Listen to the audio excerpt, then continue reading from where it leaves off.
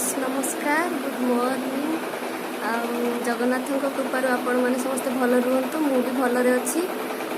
आज आमर कखारु डंक चचड़ी हम ये जेजेमा बसिकी कखारु डंक काटुची माँ जाइए माछ धरिया माछ नहीं आसी मो बापा घरे माछ पठे पहना माछ क्षीर पियाज भाई नहीं आसते देगी गले देखो कौ भाया कखारु डंक तैयारी हुए मुझे देखेबी मु रोसे कला बेले मुझे आपण मानक देखेबी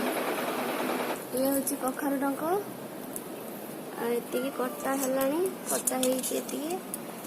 बैगण पड़ो आलू पड़ो चिंगुड़ी माछ आसी चिंगुड़ी माछ पड़ो तरकारी हम तो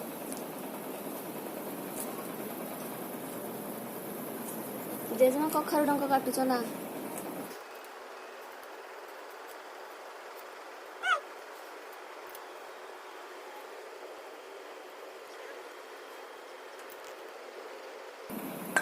देखिए आपण मैंने कखारु डंक कटा होती जेजेमा बसी काटू ये हूँ कखारु डंक आठी माछ अच्छे पोहना माछ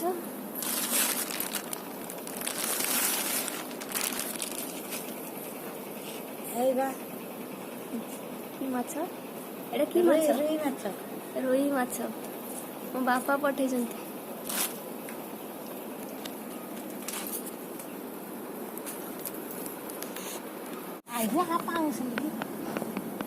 माछ कटा हो सारी एवं माछ धोईक आसिले तरकारी हम ये देखिपे केते माछ यहाँ हूँ बड़ माछ यहाँ छोटिया माछ यहाँ चिंगुड़ी माछ मो जेजेमा बस कलरा काटुची से माछरे पड़ो चूना माछर मुझे बड़ माछ को तेल टे भाजी आनी भलिकी तापर खटा हम ताको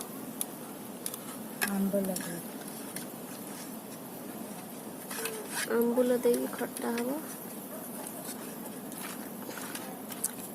बहुत जोर गरम होम छोटियाटे रोसई घर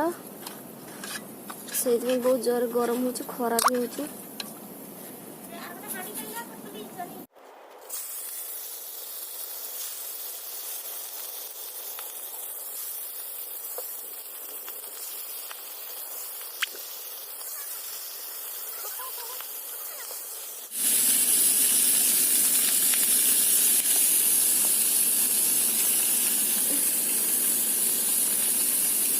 गोटे पटे भात बसी आ गोटे पटे माछ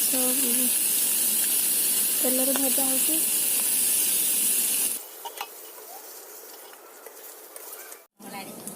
पियाज रसुण कंचा लंका पकई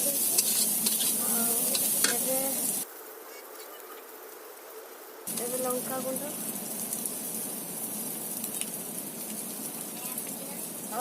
हलदी पकई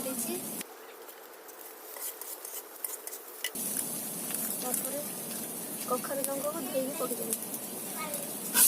सिंपल आइडिया करते अभिज्ञता ना रोसे कर जानी नी शशुर घर को आसी शिखी मो शाशु शिखे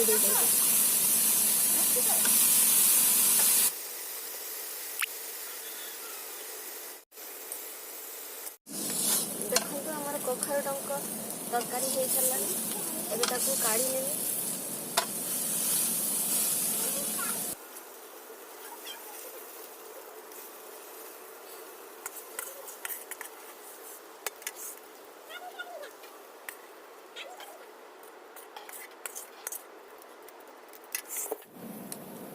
देखिपे ये हूँ कखारु डंक तरकारी हो सारा रखीदे एवं खट्टा तरकारी रांधि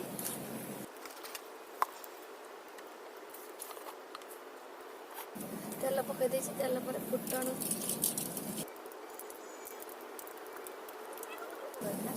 पकई फुटण पर आंबुल को गलैक रखी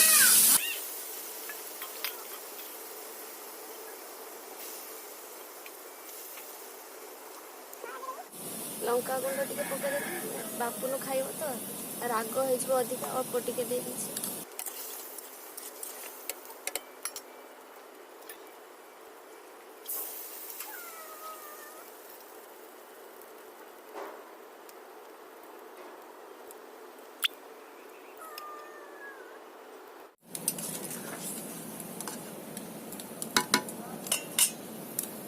ମାଛ ଦେଇ ଦେଇଛି ଖଟା ତରକାରୀ ହେଇସାରିଲା ଓହ୍ଲେଇଦେଲି। ଆମର ଖଟା ତରକାରୀ ହେଇସାରିଲାଣି